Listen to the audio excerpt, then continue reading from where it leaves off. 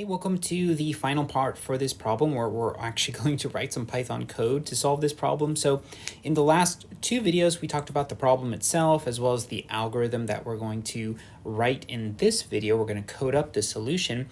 But as a very quick reminder, we have this 3D problem with a bunch of forces acting on point A here. And we want to write a script where we could iterate through each one of these forces as well as their lines of actions and figure out the X, Y, and Z components of that force, and then ultimately figure out what the resultant of all of these forces are. So again, we went over the problem as well as the algorithm here.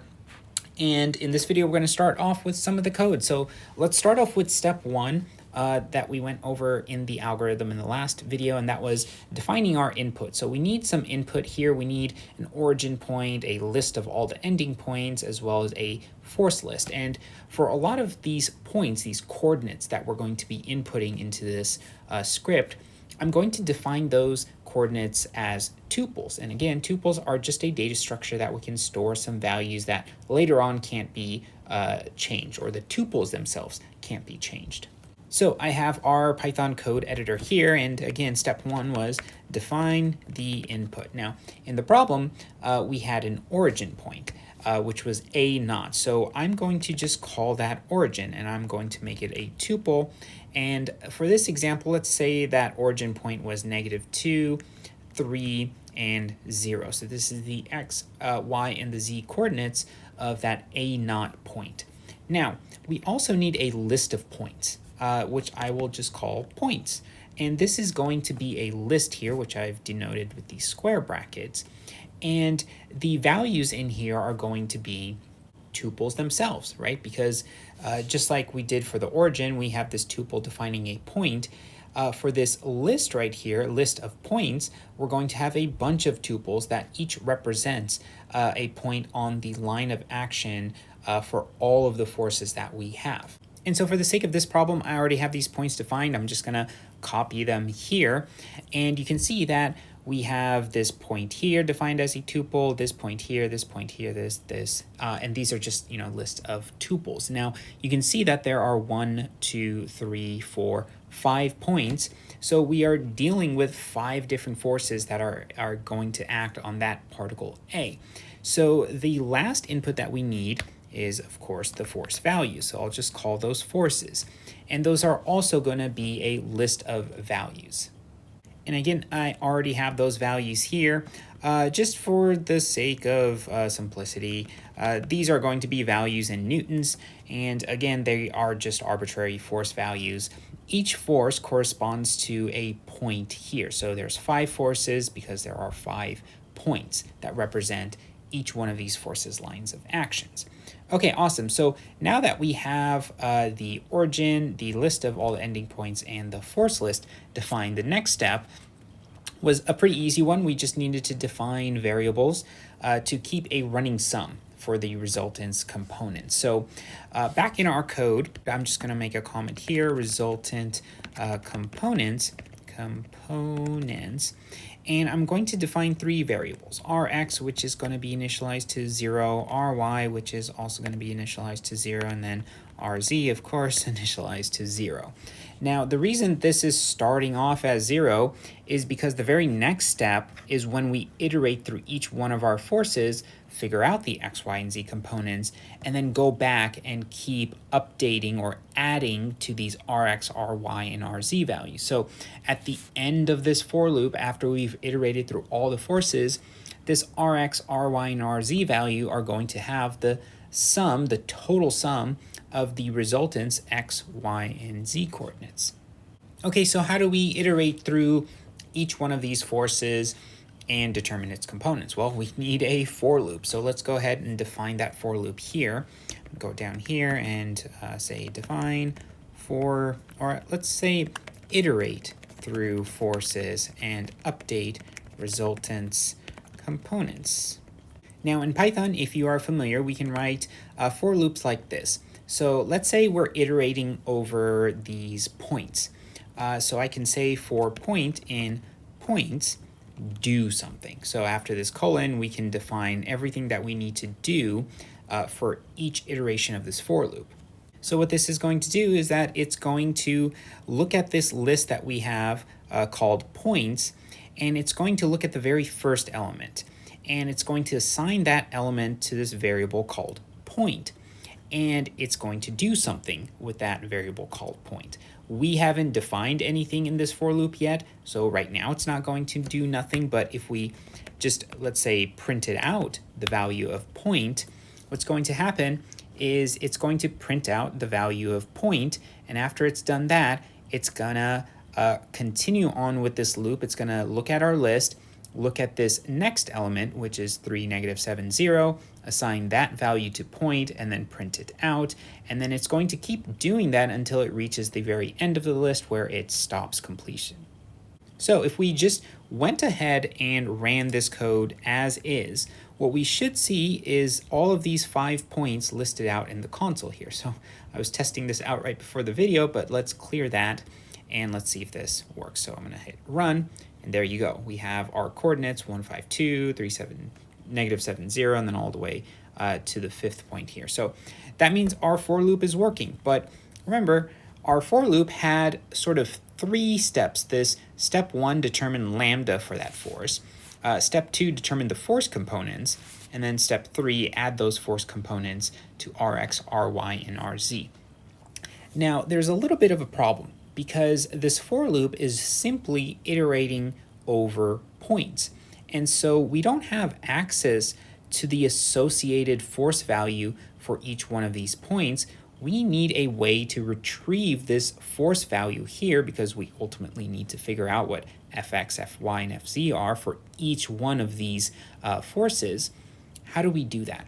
Well, in Python, we have this thing called enumerate, and it's a global method that we can call with an argument of some sort of a iterable list, for an example. And let me just show you how that works. So for this for point, what I'm going to do is define another variable here called index. And in points, I'm going to wrap this points thing in this thing called enumerate. So what does this do? Well, instead of just defining one variable, which was just point in our old for loop, this for loop is going to define 2 variables, an index and a point. So point is going to take on whatever value is stored in this points list. However, index, because we wrapped that iterable over this enumerate method, what index is going to do is, well, it's just going to give us the index of that particular point. So let's say we're iterating over this point right here, this 3, -7, and 0. Index is going to be equal to 1, right? This is the second element, so the index of the second element is 1, right? Where this is 0, and then 1, and then 2, and then 3, and then 4. So why is this useful? Well, if we're iterating over that first point, 1, 5, 2, the index is going to be 0. So we can extract out the 0th element in this forces list, which is going to be 1, 2, 3. And then when the for loop moves on to the second element, which is 3, -7, 0, our index value is going to be 1. And if we take the 1th element of this forces list, it's going to be 331. So you can see that we're iterating over this points list, but we're using the index value from enumerate to extract out the force from the forces list that we need for that for loop. Okay, awesome. So now that we have this sort of upgraded for loop, what was our sort of first step? Well, our first step was to figure out what lambda was for that force. And in order to figure out what lambda is for that particular point, that line of action on that force, we need to know dx, dy, and dz. And remember, dx is the x value of the ending point minus the x value of the starting point. Well, our starting point was this origin point that we defined, which was always going to be a0. So our starting point is always origin. And our ending point is, well, if we look back at this diagram, our origin was a0 here. Our ending point was, in this case, a2. And a2, or ai, is the point that we are iterating over. Remember, this points list is all of the ending points. So this is ending, this is starting. So in order to figure out the dx component, what we're going to do is we're going to take the ending point, which is point, and we're going to take the first element in this element, which is 1. So remember, these are tuples. We've defined a list of points, and we need, let's say for the first iteration of this loop, we're iterating with this value 152, and this is a tuple. In order to get the first value, or the x-coordinate of that tuple, we can do so like this, where we write the variable point, which is the tuple, and then we take the 0th element of that tuple. In this case, the 0th element is 1. And then we subtract the origin's x component, or the x value for that point, and that we can do with origin bracket 0. And so what this is going to do is it's going to take 1 minus -2, and that's going to be our dx value. Now we can do the same thing for dy and dz, so I'm just going to write dy and dz, and instead of for the dy value, instead of doing 0 and 0, it's going to be 1 and 1. And that's because when we look at this first point, the first element is 0, which corresponds to a value of 1, and the second coordinate is 1, which corresponds to a value of 5. So this line right here is going to take 5 minus 3, and that gives us our dy value. And then the same thing for dz. This is going to be 2 and 2. So in this case, it's going to take 2 minus 0, and that's going to be our dz value. So awesome. We have dx, dy, and dz for this particular point. The next thing we needed to do, if we scroll down here, we have dx, dy, and dz. Now we need to figure out what d is. And the way that we do that is we take the root sum square of dx, dy, and dz. So these three components that we're calculating, we now need to figure out what d is. So how do we get this? Well, it's the root sum square. So we need to square each one of these values, add them together, and then take the square root. But in order to do those operations, we need to import the math library. So at the very top of the file, I'm going to import math as m, and m is just our shorthand notation for math, so I don't have to write math out every time I need to call a method from the math library. Instead, I could just do something like m dot square root. So we need to take the square root of the square, or the sum of the squares of dx, dy, and dz, and we can do that using m dot square root. So what do we need to do here? Well, we need to essentially take dx, raise it to the second power, and then dy, and raise that to the second power, and then dz, and raise that to the second power. Now in Python, when we take something to the n power, in this case 2, we need to do it in a special way. So instead of just saying dx caret 2, there is a power function in the math library, and this power function takes 2 arguments. The thing that we want to raise to the power of something, which in this case is dx, and then the actual power. So what this is saying is that we want to take dx and we want to raise it to the second power. That is done through this pow method. And we can do the same thing for dy. We can say m dot power, and then pass in dy, and then 2, and then the same thing for z right here. So power of dz raised to the second power. So that's awesome. We're taking dx squared plus dy squared plus dz squared, and then we're square rooting the whole thing, and we get a value of d. So once we've done that, we essentially know all the components of this lambda unit vector for the force that we're iterating, or for the point that we're iterating over in our for loop. Now what I want to do is I want to store these values in a tuple called lambda, and I'm just going to do a shorthand LAM because lambda is a reserved keyword in Python, so we'll just call it lam. And lam is going to be a tuple. And again, I'm just defining a tuple as open parentheses and close parentheses. Now, the x component of lambda is going to be dx over d. The y is going to be dy over d, and then z is dz over d. So this right here, if we went and printed this, we'll see what the lambda components are for every single one of these forces. So once we print this, we'll see 5 forces here because, again, we're iterating over this points list, which has 5 different elements. And if I run this, you'll see we get a very messy value here, right? So this thing right here, these first 3 numbers are lambda x, lambda y, and lambda z for this first 4, which corresponds to this first point. And then you have, this lambda component here, here, and then over here. It's just kind of formatted all weird. But again, we're seeing 5 different lambdas here because we're iterating over 5 different points. So that seems to be working. I'm going to go ahead and delete this print statement. We can clear out the console, and let's start working on the next step. So in that same for loop, the next step was to take lambda and to figure out what the x, y, and z components were for the force that we're iterating over.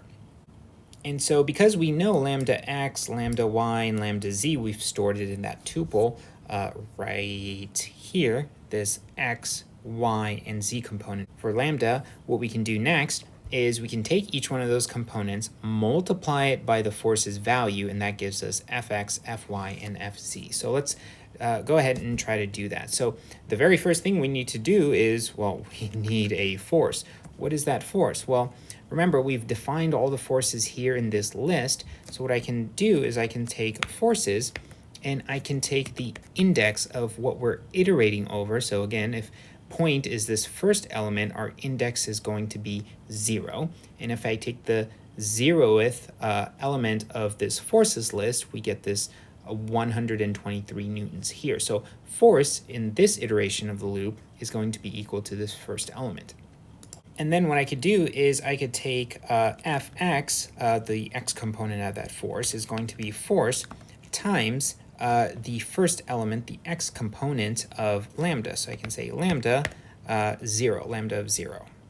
And similarly, I can do the same thing for force y and force z, just like that. So now we have fx, fy, and fz based off of the force's value times the x, y, or z component of that lambda unit vector.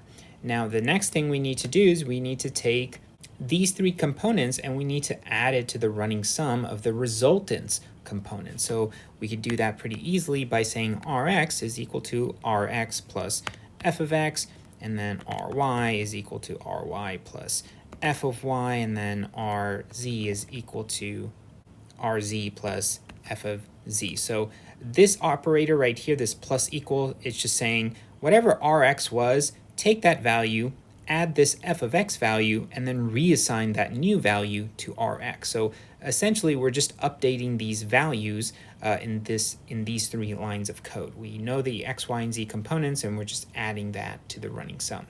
Okay, so awesome. That pretty much completes the for loop. Now, after that for loop completes, we have updated values for Rx, Ry, and Rz.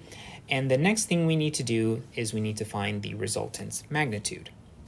And the way that we can do that is very similar to how we found d for lambda. We just took the root sum square of the x component, the y component, and the z component. So down here, I could say that resultant is going to be equal to this equation right here, but instead of dx, dy, and dz, it's going to be rx, ry, and rz. And this is going to give us our resultant value. So to check this, to make sure it's working, we can go ahead and print out the resultant. And if I run this, you'll see that for this particular problem with these forces and these points, we get a value of about 913 newtons. So it seems like it's working. However, we want to clean this up. We have a lot of significant figures here. We don't need this many decimal places. So what I'm going to do here is I'm going to say resultant is equal to this round function, and we're going to round resultant, whatever the value of resultant was, to 1 decimal place. So that's the power of this round function. I spelled that incorrectly. It should be d, not t. So we're going to, what this function does is, again, it takes 2 arguments here, the value, and then how much we want to round it to, how many decimal places we want it to have. In this case, just 1. So if I print resultant now, we should see that it, of course, nicely formats this to 1 decimal place. So that looks great. We can delete the print statement and continue on with the script. So the last sort of bit of answer that we need to find is the orientation of this resultant force. So we already know Rx, Ry, and Rz. We can use that information to figure out our direction thetas, theta x, theta y, and theta z. Now, once we try to figure out what these values are in Python, note that Python, whenever we do anything with trigonometric functions or with angles, Python defaults to radians. So if we take the cosine inverse of Rx over R, the value that it gives us, the theta value, is going to be in radians. So we're going to have to convert that radians to degrees. And the way that we can do that, if I scroll down here, let's go ahead and say determine the direction thetas. So this was, I should have made this, determine the resultants magnitude, and then determine the resultants direction theta. So now we're in sort of this last step here.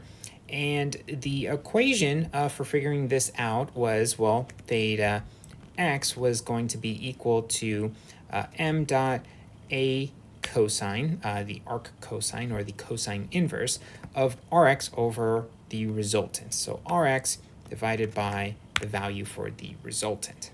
Now again, this value right here is going to give us a value in radians. So I'm going to cut this and I'm going to wrap that in m dot degrees. And this method right here basically takes in some value in radians and it converts it to degrees. Now, once we've done that, we're going to run into the same issue that we ran into with the resultant force, where the resultant force, if we didn't round it, it was giving us like 10, 12 different decimal places, and we don't need that level of accuracy.